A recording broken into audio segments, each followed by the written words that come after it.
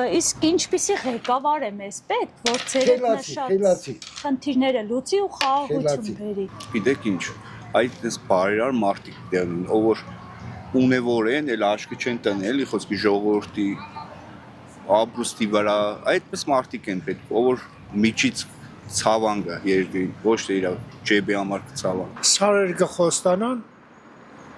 եղան թե չէ արդեն կմոռան։ Սամվել Կարապետյանը պես մարդ է պետք որ հարուստ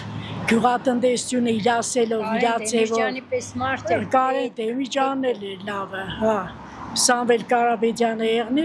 շատ լավ գյուղատնտեսությունն է կզարկանա, աշխատատեղերն է կզարկանա, այդ մեծ հույսը ունիմ իրանից։ Միանշանակ ազգային մտածելակերպ ունեցող ղեկավար, այսինքն այստեղ անձը չէ կարևորը, կարևորը ունենա ազգային մտածողություն եւ ունենա ցանկություն, ճիղ եւ լուրջ համբերության բաժին, որովհետեւ կարողանա քայլ առ քայլ այս ճաճից երկիրը դուրս բերի։ Հիմա մեզ պետք է իրոք հայ ղեկավար, հայ։ Այդ ծևի մարդիկ շատ կան, բայց ժողովուրդը կարծիք չի հայտնի։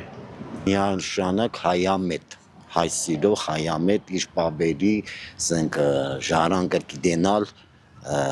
իր հողը պաշտպանող լինի